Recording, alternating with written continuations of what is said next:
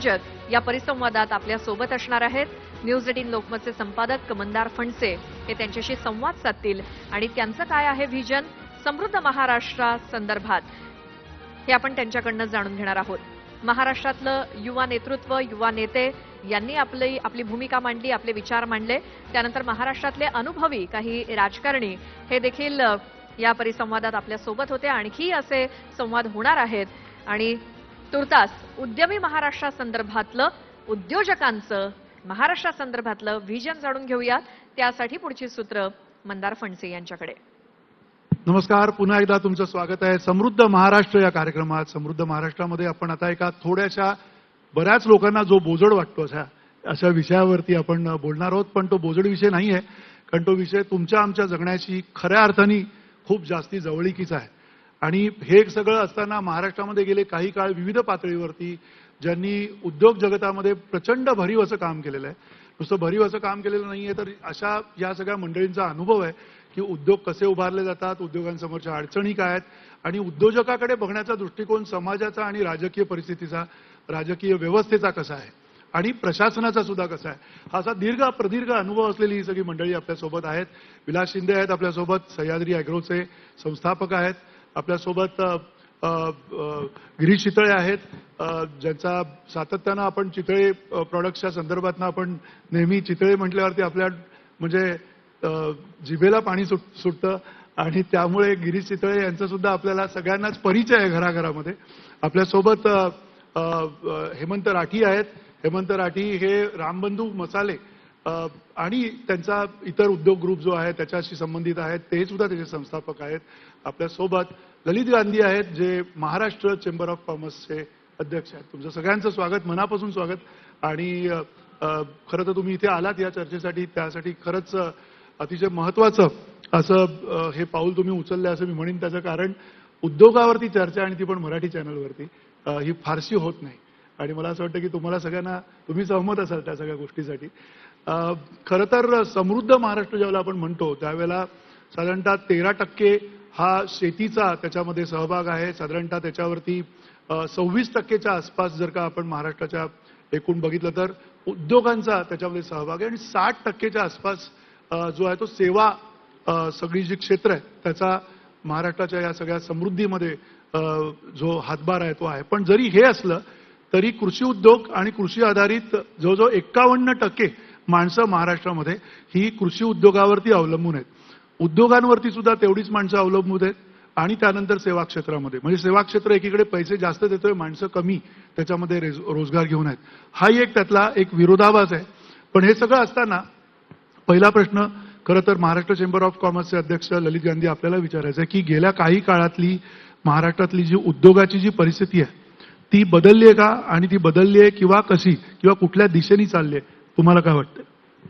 सर्वप्रथम मी न्यूज 18 लोकमतला मनापासून धन्यवाद देतो की तुम्ही उद्योगांच्या विषयाला हात घातलेला आहे आणि याचं एक व्यासपीठ तुम्ही चांगल्या पद्धतीनं उपलब्ध करून दिलेलं आहे. आणि राज्यातल्या अशा शिखर संस्थेचा अध्यक्ष म्हणून मी या ठिकाणी उपस्थित आहे ज्या संस्थेनं या महाराष्ट्राच्या औद्योगिकरणाचा पाया रचला. 1927 साली द्रष्टे उद्योजक वालचंद हिराचंद यांनी ही संस्था स्थापन केली.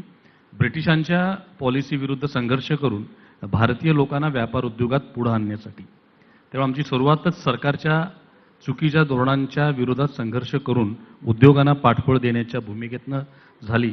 जे वालचंद हिराचंद यांनी देशातली पहिली मोटर कार बनवली, पहिलं विमान बनवलं, पहिलं जहाज बनवलं, अशा अनेक फर्स्ट ऑफ फर्स्ट करणारे वालचंद हिराचंद यांनी स्थापन केलेल्या या महाराष्ट्र चेंबरनं राज्य सरकारला 1955 साली एक प्रस्ताव दिला होता. सरकारने औद्योगिक वसाहती विकसित कराव्यात आणि उद्योगांना रेडी नेटवर्क द्यावं आणि त्या प्रस्तावावर 5 वर्ष डेलिब्रेशन होऊन 1961 साली MIDCची स्थापना झाली. याच्या पाठीमागची मूळ संकल्पना ही महाराष्ट्र चेंबरची होती. तसेच पॅरलली आम्ही 1960 साली या महाराष्ट्रातल्या छोट्या शहरांचं औद्योगिकरण व्हावं, स्थानिक लोकांना स्थानिक स्तरावर रोजगार मिळावा म्हणून सहकारी औद्योगिक वसाहतींची स्थापना करायला सुरुवात केली. आज राज्यामध्ये 125 सहकारी औद्योगिक वसाहती आम्ही स्थापन केल्या आणि हे देशातलं एकमेव स्टेट लेवलचं अपेक्स चेंबर आहे जे ट्रेड, कॉमर्स, इंडस्ट्री आणि ॲग्रिकल्चर या तिन्ही सेक्टरला रिप्रेझेंट करतं. तुम्ही जे 51-49 केलं त्या दोन्ही घटकांना आम्ही रिप्रेझेंट करतो. खऱ्या अर्थानं 100% या देशाच्या राज्याच्या अर्थव्यवस्थेचं रिप्रेझेंटेशन हे चेंबर करतं. आणि या 100 वर्षाच्या वाटचालीमध्ये 3 पार्ट आहे. स्वातंत्र्यपूर्व काळ, स्वातंत्र्यानंतर देश आणि राज्याच्या पॉलिसी मेकिंगमध्ये चेंबरने इनपुट्स दिले. ग्लोबलायझेशन नंतर संदर्भ बदलल्यानंतर त्या बदललेल्या संदर्भामध्ये स्थानिक उद्योगांना प्रोत्साहन कसं द्यायचं, हँड होल्डिंग कसं करायचं, यामध्ये चेंबरनं काम केलं. आणि आता बदललेल्या स्थितीमध्ये इंडस्ट्री 4.0 आल्या. आता इंडस्ट्री 5.0ची चर्चा सुरू झाली. यामध्ये AI, रोबोटिक्सनं आमच्या उद्योगामध्ये फार मोठ्या प्रमाणात शिरकाव केलेला आहे. त्याचा पॉझिटिव्ह नोटवर कसं कन्वर्ट करायचं या विषयावरही चेंबर काम करतं. आणि छोट्यात छोट्या विषयापासून मोठ्यात मोठ्या, आता काल परवा आम्ही कस्टममुळे अडकलेले शिपिंग सगळे क्लिअर करून घेतले टेरिफचे, ज्यामध्ये तुम्ही ज्यांचे प्रायोजक आहेत ती रिलायन्ससुद्धा सहभागी आहेत. काल आत्ता आम्ही विषय हाताळला प्राडा या ग्लोबल फॅशन ब्रँडनं कोल्हापुरी चप्पल डिस्प्ले केलं नाव न घेता. तर प्राडानं इमिजिएट रिस्पॉन्ड केलं चेंबरला. आत्ताच पत्र आलं त्यांचं की आम्ही तुमची कन्सर्न ग्राह्य धरलेली आहे आणि त्यांनी ॲक्सेप्ट केलं की इंडियन क्राफ्ट्समन आहे. तर असं सगळ्या सेक्टरला हे चेंबर रिप्रेझेंट करत असताना अनेक चढउतार आम्ही पाहिले पॉलिसीमधले, सरकारच्या पॉलिसीमधल्या अडचणी. अगदी आता मी अध्यक्ष होऊन 3 वर्ष झालं तर या 3 वर्षातला माझा अनुभव या सरकारबद्दलचा अतिशय चांगला आहे. जे मुद्दे आम्हाला गेल्या 7-8 वर्षामध्ये अडचणीचे वाटत होते, या 3 वर्षामध्ये या सरकारनं पॉझिटिव्हली ॲड्रेस केले. अनेक आमचे पेंडिंग विषय होते अनेक वर्षाचे, ते सोडवण्याचा प्रयत्न केला. अगदी हे सरकार सत्तेवर आलं मागच्या वेळी, म्हणजे मला वाटते 6 महिन्यापूर्वी, आता विद्यमान नाही, सरकार त्याच्या आधी त्यावेळी आमचं 2 वर्ष उद्योगांचं अनुदान पेंडिंग होतं 2400 कोटी रुपये. 2 वर्ष पेंडिंग होतं. कोरोनाच्या 2 वर्षाच्या कालखंडातला आम्हाला इन्सेंटिव्ह स्कीमची मुदतवाढ पाहिजे होती. ती दोन्ही गोष्टी मिळत नव्हत्या. आणि योगायोगानं वेदांताची गोष्ट घडली. आम्ही सरकारकडे गेलो, तुम्ही वेदांताला पायघड्या घालून 40,000 कोटी देता, आमच्या उद्योगांचे पेंडिंग पैसे पहिला द्या, स्थानिक जे उद्योग आहेत त्यांना एम्पॉवर करा. सरकारने ते पॉझिटिव्हली घेतलं. आताचे मुख्यमंत्री, त्यावेळी उपमुख्यमंत्री होते, ते मुख्यमंत्री, उद्योगमंत्री तिघांनी मिळून आमच्या 2 बैठका झाल्या आणि 15 दिवसात आमचं 2400 कोटी रुपये काहीही खर्च न करता उद्योगांच्या खात्यात जमा झाले. ही पहिली पॉझिटिव्ह सुरुवात होती या सरकारकडून राज्यातल्या उद्योग क्षेत्राची. एक थोडंसं थांबवतो आपण, काही अजून सगळ्यांना बोलायचं आहे सुरुवातीच्या ह्याच्यात. मग आपण एक फोरम पण आपला ओपन करूया. गिरीशजी, जसं आता यांनी उल्लेख केला की उद्योग क्षेत्र पण बदलत आहे, झपाट्यानं बदलत आहे. त्याच्यामध्ये AI येत आहे, त्याच्यामध्ये रोबोटिक्स येत आहे आणि या सगळ्याची कुठेतरी सांगड तुम्हाला सातत्यानं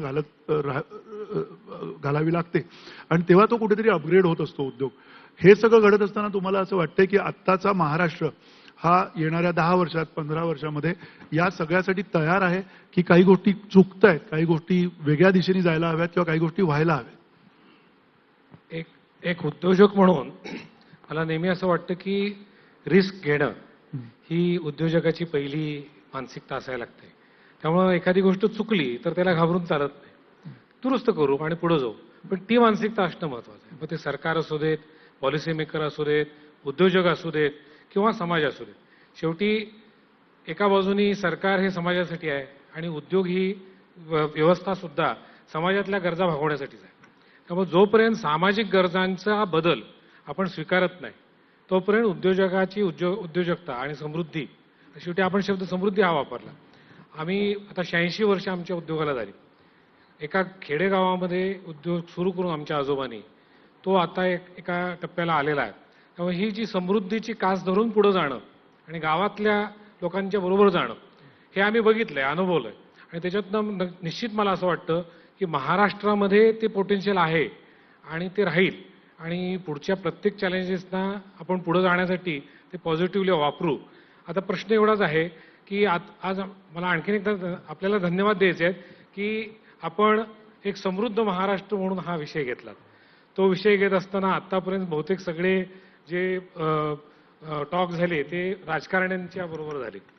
पहिल्यांदाच तुम्ही उद्योजकांच्या बरोबर करताय. त्यामुळे मी पहिल्यांदा आपल्याला धन्यवाद देतो की समृद्धीमध्ये उद्योजकांचं महत्त्व आहे हे आपण अधोरेखित केलं. दुसरी आणखीन त्याच्यातली महत्त्वाची गोष्ट म्हणजे ललितजी तर महाराष्ट्र चेंबरचे प्रतिनिधी आहेत, त्यामुळे सगळ्याच उद्योगांचे ते प्रतिनिधी आहेत. पण उरलेले तिघं आम्ही जे आहोत तर एक तर ते स्मॉल टाउनमध्ये असलेले लोक आहोत आणि दुसरे सगळे ॲग्रिकल्चर बिझनेसशी रिलेटेड लोक आहोत. त्यामुळे जे 15%, 17% किंवा जी काही गणितं आहेत त्याहीपेक्षा पुढे जाऊन अन्न वस्त्र निवारामधल्या पहिल्या 2 गरजा तर हेच 2 उद्योग ॲग्रिकल्चर मुळे आपण साध्य करतो त्याचं प्रेझेंटेशन आपण दिलं याबद्दल मी परत एकदा आपल्याला धन्यवाद देतो. महाराष्ट्र हा कायम पुढं राहणारा देश आहे, प्रदेश आहे आणि मग सामाजिक किंवा राजकीय कुठलीही त्याची बॅकग्राऊंड बदलत असली तरी महाराष्ट्रातल्या जनतेचं एवढं बळ आहे की आपल्याला पाहिजे त्याप्रमाणे पुढे न्यावं. स्पीड कमी आहे, शेवटी थोडा आहे थोडे की जरूरत आहे याच्यापेक्षा बहुत हुआ है लेकिन और बहुत होने की जरूरत आहे असं मला वाटतं. नक्की. हे म्हणजे हाच प्रश्न तुम्हाला आहे की मुळात महाराष्ट्र बदलतोय आणि ते बदलत असताना, ते बदल घडत असताना मोठे रस्ते झाले आहेत, समृद्धी हायवे झालेला आहे, अजून एक कुठला 800 किलोमीटरचा शक्तीपीठ हायवे होणार आहे, वेगवेगळ्या हायवेंची गोष्ट केली जाते. मुंबईकडे जसं म्हणजे बाजारपेठेकडे जसं आपण सरकारला लागतो तसं तुमच्या मालाची ने-आण असेल किंवा वाहतुकीची ने-आण असेल या गोष्टींवरती सुद्धा ताण यायला लागतो. एक उद्योजक म्हणून तुम्हाला नेमकं तुम्ही पुढच्या 10 वर्षातला महाराष्ट्र कसा बघताय, काय व्हायला पाहिजे महाराष्ट्रात जेणेकरून या सगळ्या उद्योजकांना सर्वदूर जे आहे ते एक प्रकारची सहजता येईल उद्योगामध्ये? अत्यंत चांगला प्रश्न विचारला की सहजता कशी येईल. ईज ऑफ डुईंग बिझनेस हे फक्त ऐकण्यात झालंय, प्रॅक्टिकलमध्ये बऱ्याच अजूनही अडचणी आहेत. आणि लहान गोष्टी, आता आपण समृद्धी महामार्गाचा उल्लेख केला, अगदी नागपूरपासून समृद्धी महामार्ग झालाय, पडग्यापर्यंत मुंबईच्या दाराशी आलाय. तुम्ही नाशिकवरनं पडग्याला येता 2.25 तासात आणि पडग्यापासून ठाण्याला पोहोचायला लागतात 2 तास. 20-25 किलोमीटर करता एवढ्या अडचणी, हे पूर्वी माहीत नव्हतं का इथे अडचणी येणार आहेत? आपण नेहमी असं का करतो की ज्या येणाऱ्या फ्युचरच्या अडचणी आहेत, या फ्युचरच्या मग व्यापाराच्या असतील, उद्योगाच्या असतील, याच्यात थोडं अँटिसिपेशन, जसा उद्योजक किंवा व्यापारी हा पुढचा विचार करून प्लॅनिंग करतो, तसं राजकारणी असतील, ब्युरोक्रॅट असतील, यांनाही या गोष्टी समजत असतील की पुढे काय अडचणी येतील. या अडचणी उद्योगाच्या बाबतीत, व्यापाराच्या बाबतीत केल्या जात नाही, हे दुर्दैव आहे. मग आम्हाला खूप, जसं आता ललितबाई चेंबर ऑफ कॉमर्सला मी वयाने तर आहे पण त्यांचं सिनियर आहे, चेंबर ऑफ कॉमर्समध्ये मी अध्यक्ष होतो. मी विलास भाऊंबरोबर शेतकरी पण आहे आणि गिरीश भाऊंबरोबर उद्योजक पण आहे. तुम्हाला सगळ्यांचे दुःख हे समजतात. खरं म्हणजे सांगायचं ना तर आपली जी ब्युरोक्रेसी आहे ना, तिथे इन्स्पेक्टर शब्द हा जर काढला आणि त्याची इन्स्ट्रक्टर शब्द टाकला, त्यांनी इन्स्ट्रक्शन द्यायला पाहिजे. प्रत्येक वेळेस इन्स्पेक्टर म्हणजे दाणका घेऊन मारायला पाहिजे का? तुम्ही फॅसिलिटेटर म्हणून जर गव्हर्नमेंटनी काम केलं, सरकारचं एक काम नाही, त्यांनी फॅसिलिटेटर म्हणून काम करावं आणि बेसिक इन्फ्रास्ट्रक्चर, जे बेसिक इन्फ्रास्ट्रक्चर द्या. महाराष्ट्रातला शेतकरी असेल, महाराष्ट्रातला उद्योजक असेल, महाराष्ट्रातला व्यापारी असेल, या प्रत्येकामध्ये प्रचंड कपॅसिटी आहे. कर्मधनुष्याने आपल्या इथे जे क्लायमेट आहे महाराष्ट्रातलं, हे वेगवेगळ्या ठिकाणी नागपूरपासून ते सिंधुदुर्गपर्यंत सगळ्या प्रकारचं क्लायमेट हे शेती करता, उद्योगाकरता चांगलं आहे. मुंबई हे देशाचं आर्थिक राजधानी ही आपल्या सेंट्रलमध्ये आहे. आता वाढवणसारखं पोर्ट जे आपल्या इथे होतं, इन्फ्रास्ट्रक्चर सगळं आहे, बस याचं थोडं कोऑर्डिनेशन आणि थोडं सरकारी बाबूगिरी जी आहे ना, त्यांनी भाईगिरी थोडीशी कुठे जर कमी झाली तर उद्योग वाढीला प्रचंड महाराष्ट्रात. आणि उद्योग हा उद्योग एकटा नसतो, तर शेतीशी आणि व्यापाराशी आणि उद्योग हे सगळं इंटर रिलेटेड आहे, एकमेकांवरती डिपेंड आहे. असं नाही की नुसती शेती वाढली, नुसताच उद्योग वाढला किंवा व्यापार वाढला, हे तिन्ही हातात हात घालून, आणि जेव्हा हे वाढतं तेव्हा सर्व्हिस सेक्टर वाढतं. हे ठीक आहे, आपण इकॉनॉमिक किंवा व्यापाराकरता अलग अलग सेक्टर म्हणतो, हे सगळे सेक्टर एकमेकांवरती इंटरडिपेंडंट आहे.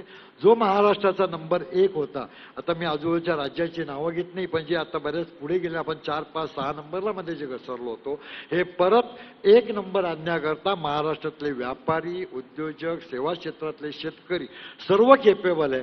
बस तुम्ही अडचण करू नका, मला मदत नको आहे, फक्त अडचण करू नका, एवढीच सगळ्यांची आमची अपेक्षा. अच्छा, अडचण करू नका असं तुम्ही अतिशय स्पष्ट बोलताय, हे मला खूप बरं वाटतंय. कारण मोठमोठे उद्योजक स्पष्ट बोलत नाहीत, पण तुम्ही उद्योजक असून सुद्धा स्पष्ट बोलतायत आणि ही स्पष्ट बोलण्याची गरज आहे. मला तिघांचे दुःख माहिती आहे, सगळ्यांची दुःख शेतकऱ्यांचे, व्यापार उद्योगाचे, आणि मी स्वतः उद्योजक आहे, मी शेतकरी आहे आणि चेंबर ऑफ कॉमर्सचा रिप्रेझेंटेटिव्ह. आज ललितबाईंकडे जरी चार्ज असेल तर शेवटी पूर्ण महाराष्ट्रातल्या व्यापार उद्योगांचे काय प्रश्न आहेत हे आम्हा दोघांना पूर्ण माहिती नक्की. आहे. त्यामुळे मी त्यांच्या वतीने बोलतोय. हा वैयक्तिक माझा किंवा गिरीश भाऊ किंवा विलास भाऊंचा विषय नाहीये. जेव्हा आपण न्यूज 18च्या माध्यमातून हे विषय मांडतो, हे पूर्ण महाराष्ट्राचे, ते काही फक्त रामबंधू आहे किंवा सह्याद्री किंवा चित्त आहे म्हणून आम्ही बोलत नाही. आम्ही व्यापार उद्योगाचे प्रतिनिधी म्हणून त्यांचे जे काही दुःख आहे हे आपल्याकडे नाही मांडणार तर कोणाकडे मांडणार? नक्की.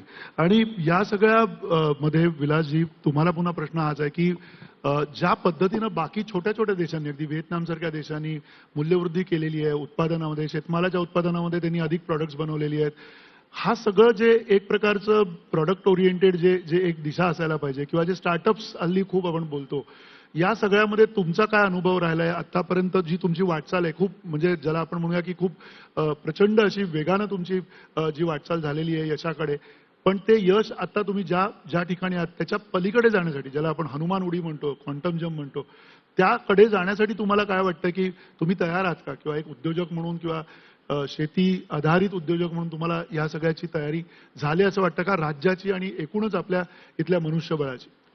आणि आता आपण जी काही चर्चा करतोय, मला वाटतं त्याच्यामध्ये एक मुद्दा आपण कायम लक्षात ठेवायला हवा की आपण सर्व राज्य म्हणून किंवा आता उद्योग म्हणून किंवा मग त्याच्यामधले छोटे छोटे घटक म्हणून कोणती तुलना करताना ही जागतिक पातळीवर आपली काय परिस्थिती आहे या अर्थाने आपण आता चर्चा करायला हवी. म्हणजे आता समृद्ध महाराष्ट्र आपण जेव्हा म्हणतोय, इतर राज्याच्या तुलनेत महाराष्ट्र एक पाऊल पुढे आहेत, हे नक्की आहेत, हे खरं आहे.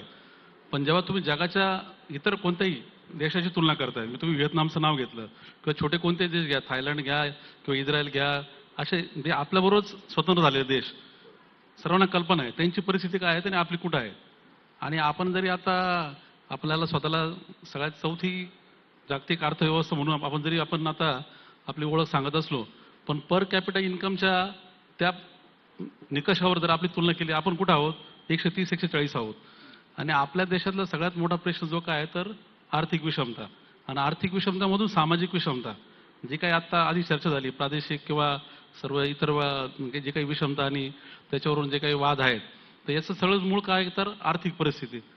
आज आता ग्रामीण भागाची तुम्ही तुलना केली, ग्रामीण भागामध्ये शेतकऱ्याचं उत्पन्न जे सरकारी आकडेवारीनुसार एका कुटुंबाचं एका महिन्याचं हे 10,000च्या दरम्यान आहेत. एका कुटुंबाचं एका महिन्याचं 10,000 रुपये म्हणजे त्याची झाली किती? 1.25 लाख रुपये वर्षाचं उत्पन्न कुटुंबाचं. आता बेसिक कॉस्ट जरी लिव्हिंग कॉस्ट काढली, सर्वांना माहिती आहे की किती आहे ती. जे उत्पन्न आहे शेतीचं ते पण शाश्वत नाही, ते पण जुगारी उत्पन्न. आणि त्यामुळे जे काही टोकाची जे काही आता आपण बघतोय शेतकरी आत्महत्येपर्यंत आपलं राज्य पोहोचलंय.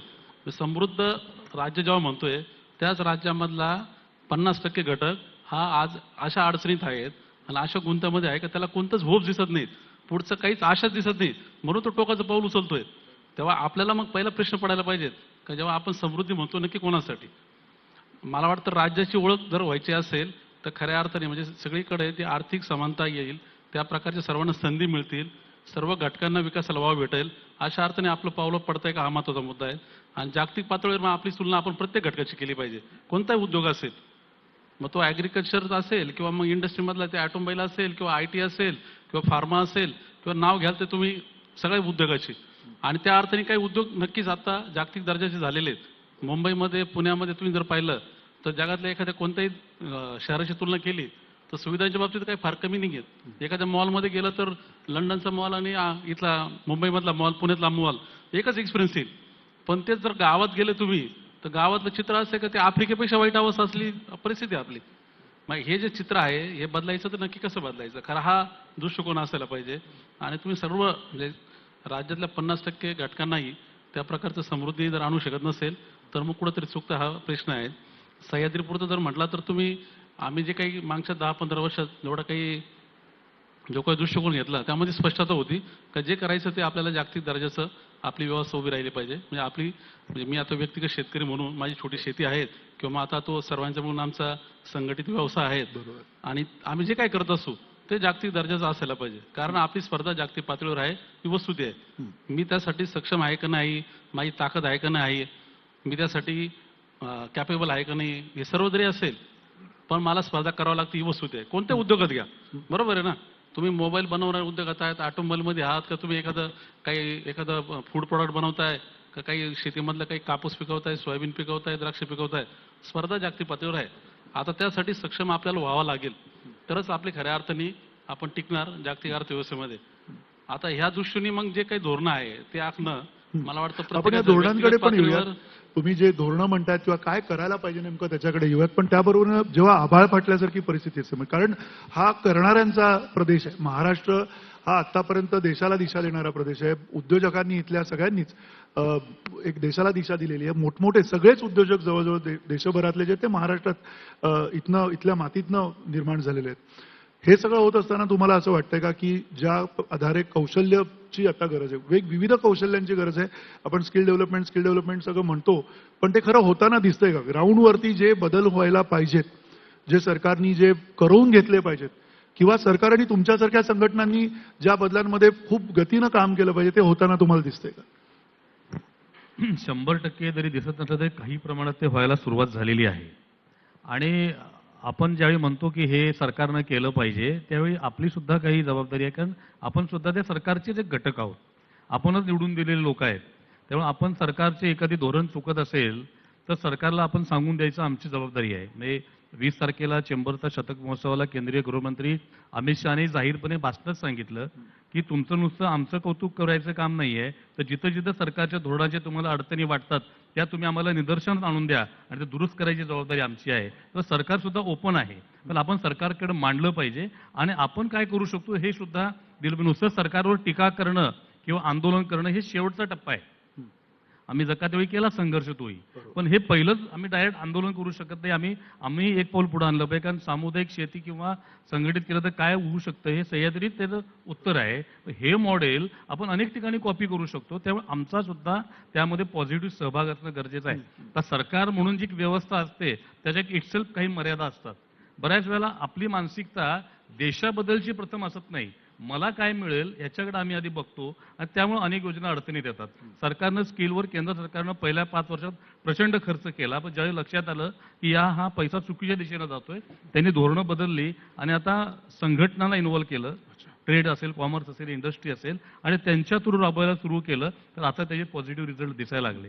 तर एखादं धोरण राबवताना सरकारचं एक धोरण म्हणून चांगलं असतं, पण अंमलबजावणीच्या प्रक्रियेमध्ये जसं तुम्ही ब्युरोक्रेट्सचा उल्लेख केला तसं आपले सुद्धा लोक चुकीचं काम करणारे आहेत आणि त्यामुळे त्या योजना फेल होतात. त्यामुळं नुसता सरकारवर दोष देणं, चुकत असेल तर आपण नक्की दोष दिला पाहिजे, त्याला विरोधही केला पाहिजे. मी असं म्हणत नाही की आम्ही सरकारचीच बाजू धरली पाहिजे, परंतु आपली भूमिका काय आहे हे सुद्धा आपण आत्मपरीक्षण केलं पाहिजे. आज आम्ही म्हणतो आमच्याकडे बेरोजगारी वाढली, आमच्या महाराष्ट्रीयन माणसाची काम करायची तयारी आहे का?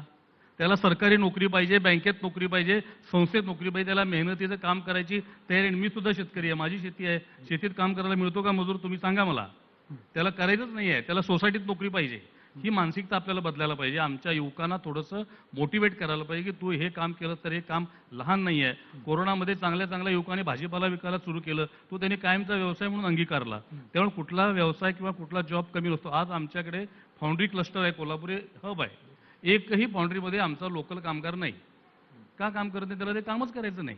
तर ही मानसिकता बदलणं ही सुद्धा समाजाची सुद्धा जबाबदारी आहे. आम्ही नुसतीच टीका करून चालणार नाही, आम्हाला दोन्ही गोष्टीनं काम करावं लागेल. तर सरकारलाही आपण भाग पाडू शकतो एखादं धोरण बदलायला, आणि चेंबरनं सरकारची अशी अनेक धोरणं बदलायला भाग पाडलेला आहे आणि आम्ही जे इनपुट्स देतो ते सरकार ऍक्सेप्ट करतं असा आमचा आतापर्यंतचा अनुभव आहे.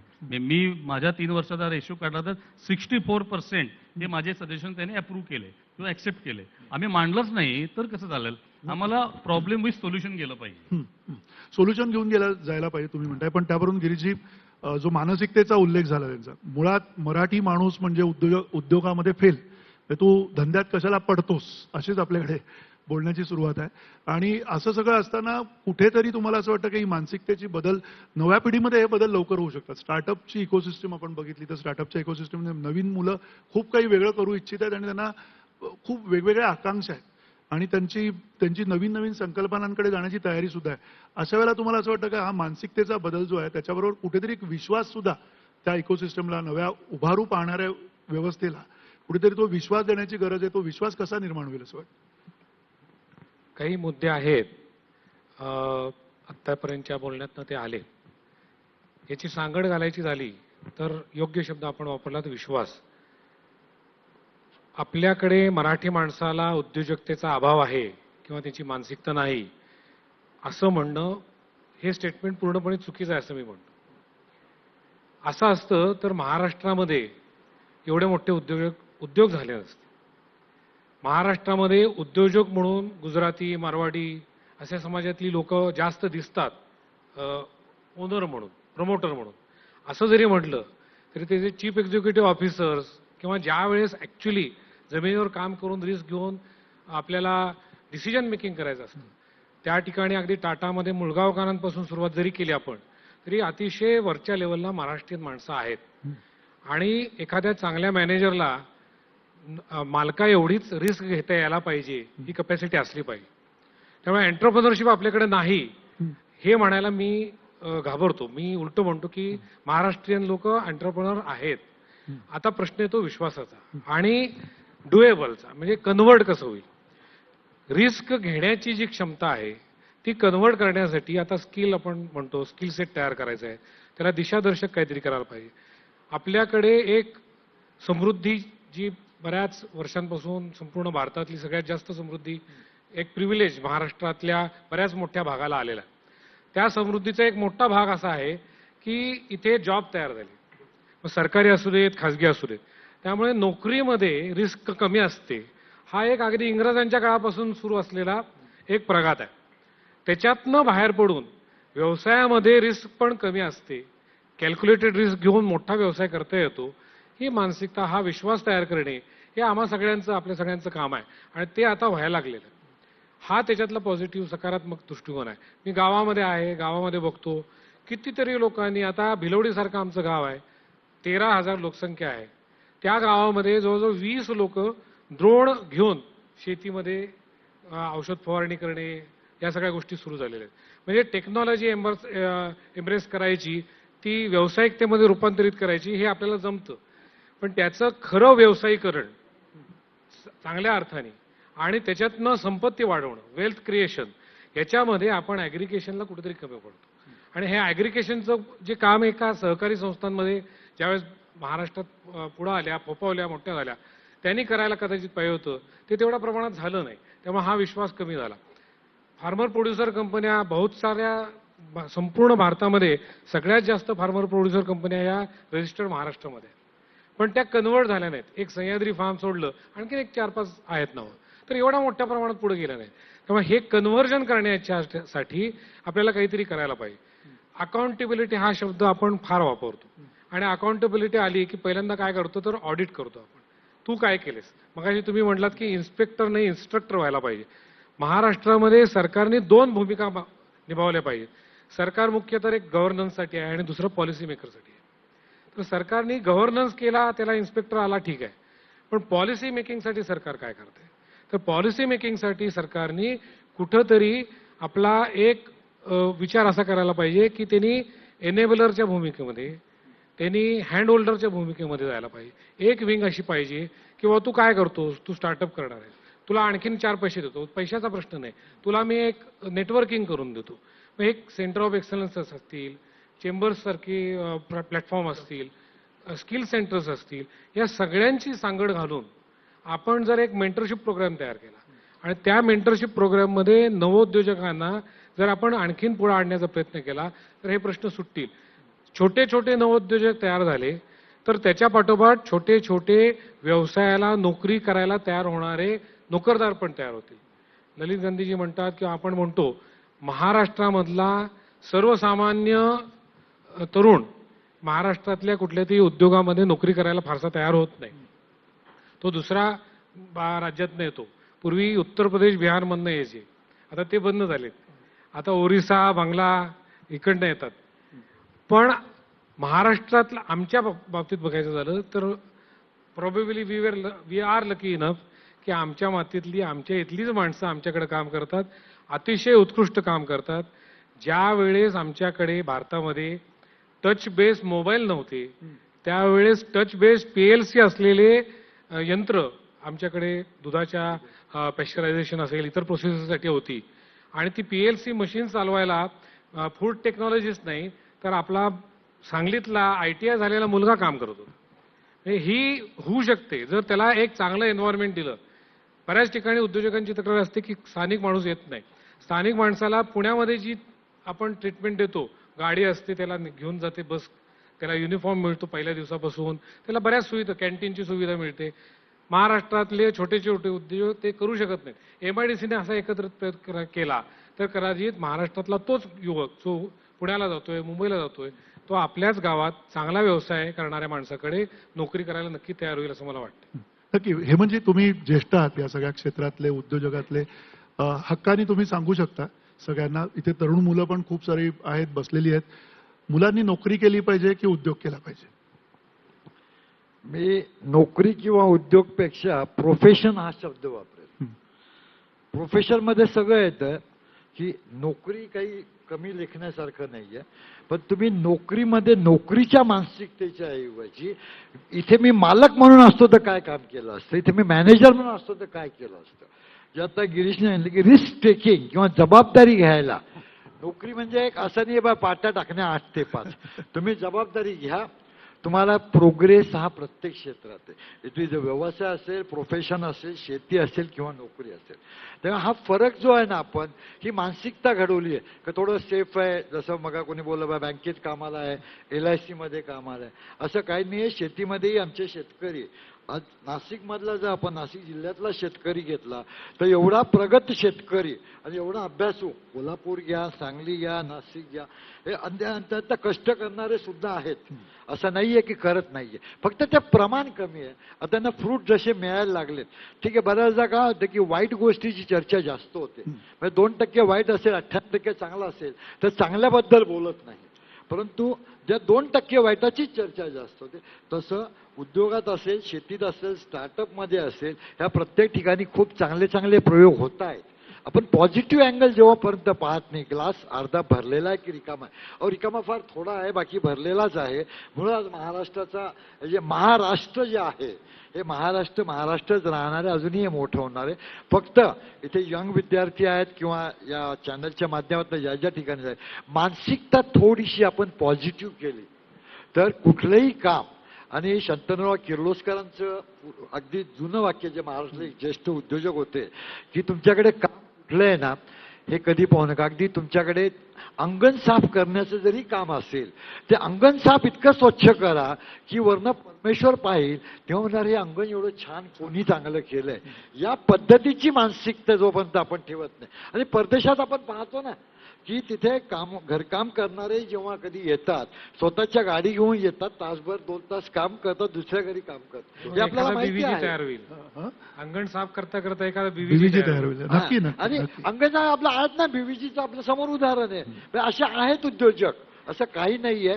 तरी मानसिकता मी या आपल्या माध्यमातून आणि उपस्थित सर्वांना सांगू, ही मानसिकता जोपर्यंत आपण बदलत नाही, थोडं पॉझिटिव्ह मानसिकता ठेवा.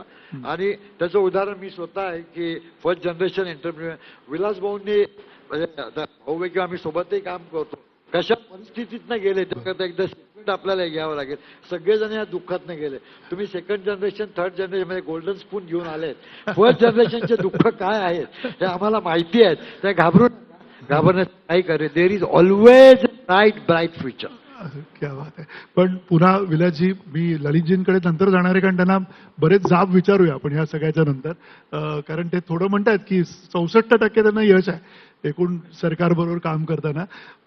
आपल्याला ते 90% नेता आला तर बरं होईल. त्यासाठी आपण त्यांच्यावरती थोडासा हे करू. पण तुम्हाला प्रश्न विचारायचा हाच आहे की ग्रामीण भागातली आत्ताची परिस्थिती म्हणजे खरंच निराशाजनक आहे. आपण सगळेच ग्रामीण भागातून आलेलो आहोत. लेबर, ज्याला आपण म्हणतो श्रमाचं काम करणारी माणसं मिळत नाहीयेत, तरी सुद्धा आपल्याला हलाखी दिसते, तरी गरिबी दिसते.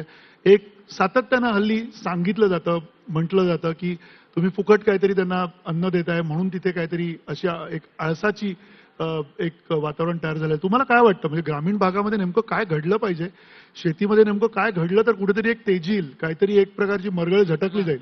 आपण जर पाहिलं आपल्या देशात परिस्थिती कशी आहे, एकीकडे आता शेतीमध्ये काम करायला मनुष्य मिळत नाहीत, मनुष्यबळ नाही हे आपण एकीकडे बोलतोय, आणि दुसरीकडे बेरोजगारी आपल्या देशामध्ये सर्वात जास्त आहे.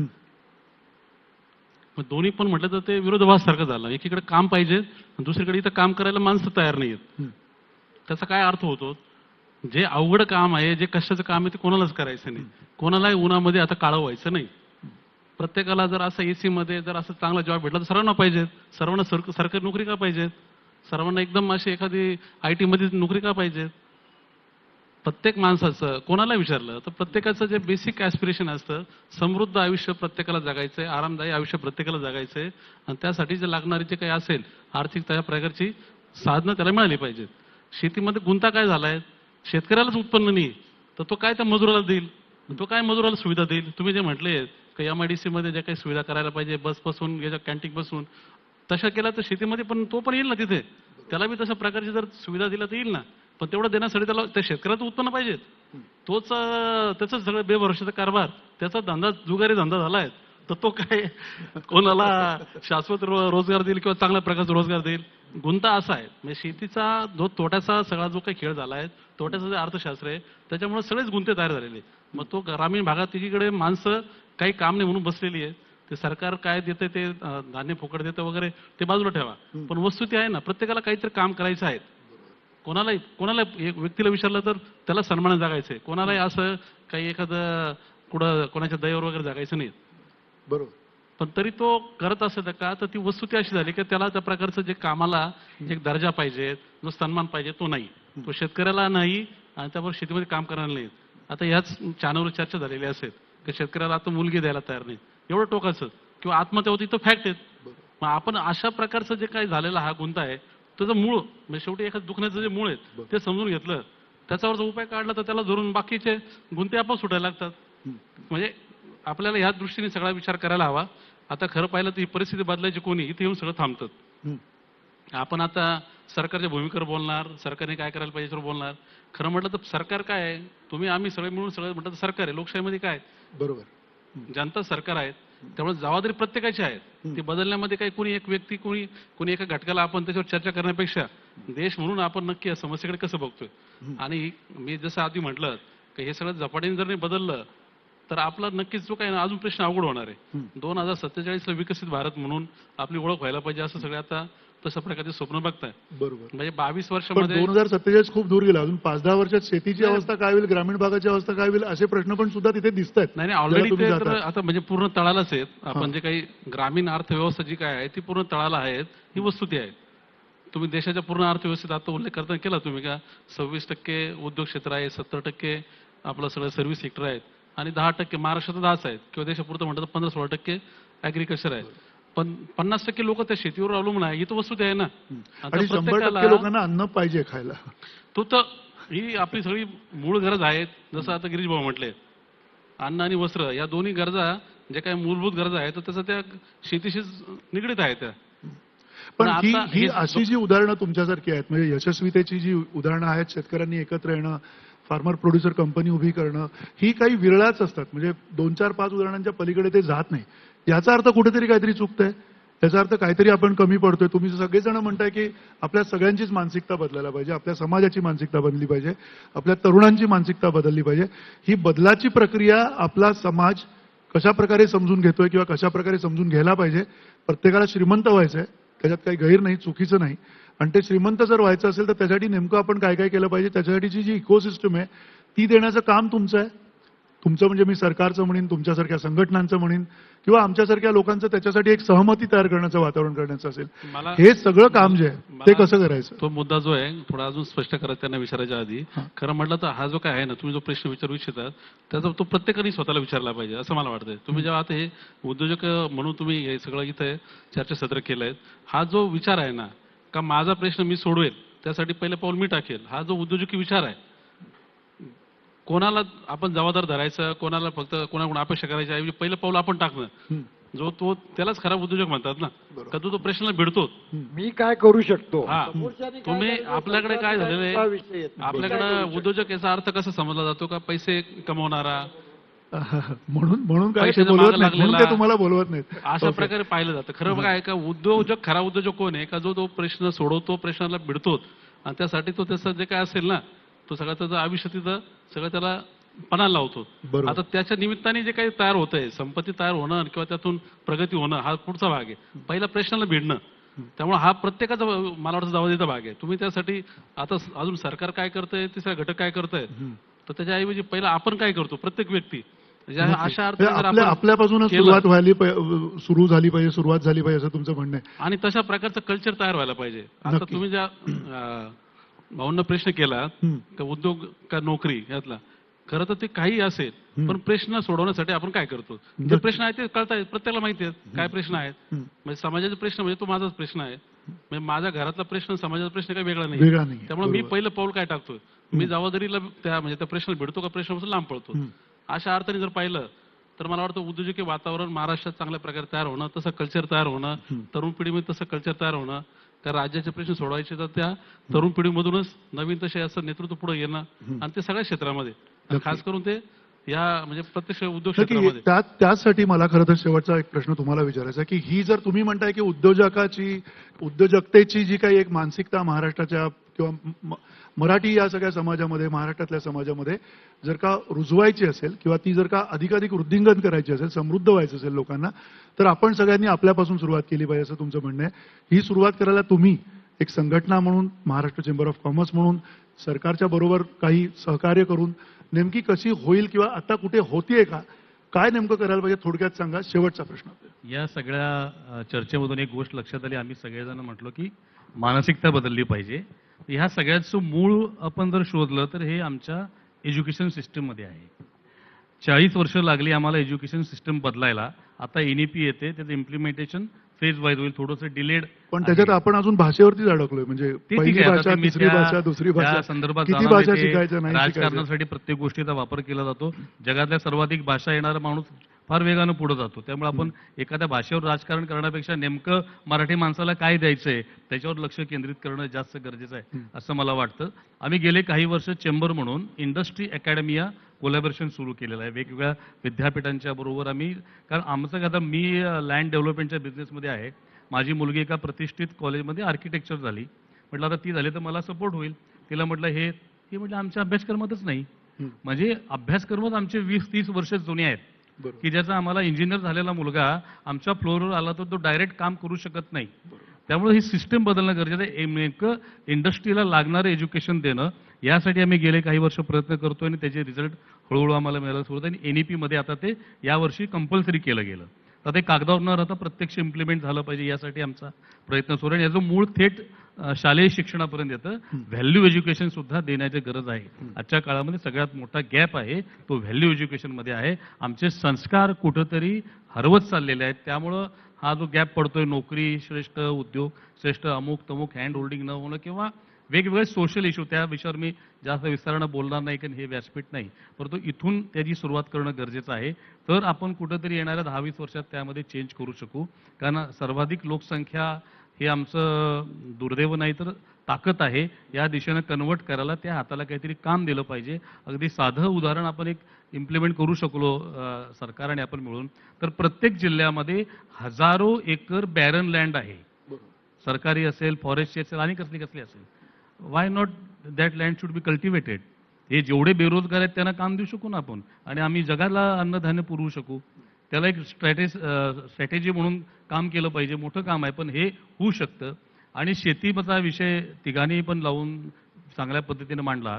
तर कोल्हापूरमध्ये आम्ही एक सेशन घेतलं, 400 शेतकरी आले होते.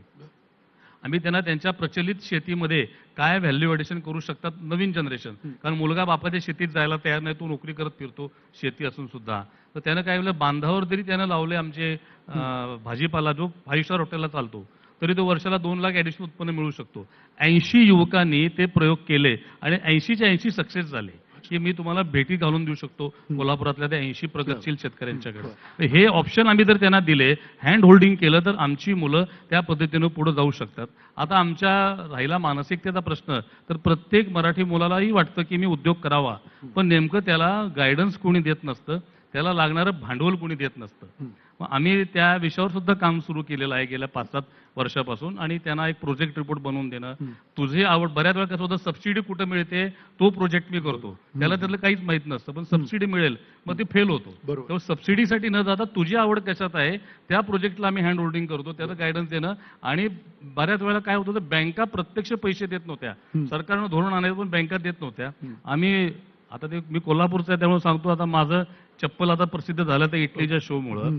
आम्ही सांगतो आमचा गुळ प्रसिद्ध आहे, आम्ही आधी गुळ देतो, गुळ देऊन काम झालं तर ठीक आहे, नाहीतर मग चप्पल आहे. बरोबर. आम्ही ते ज्यावेळी बँकाने चप्पल काढलं त्यावेळी बँकाने ते आणि प्रकरण हा sanction तुमचा करायला तांबडा सुरू पांढरा केली. बोलतोय असं दिसतंय मला. तुमच्या कोल्हापूरच्या याच्यामध्ये तांबडा पांढरा बोलतोय असं वाटतंय.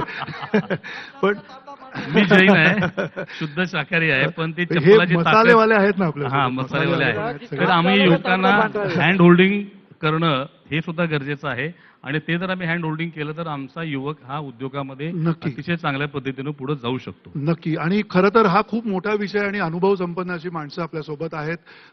ते प्रत्येक जण तासन तास या सगळ्या विषयावर बोलू शकतात, कारण त्यांनी तेवढं काम तिथे जमिनीवरती केलेलं आहे आणि त्यांचं यशामध्ये रूपांतरित सुद्धा आपण बघतोय त्यांचं यश किती मोठं आहे.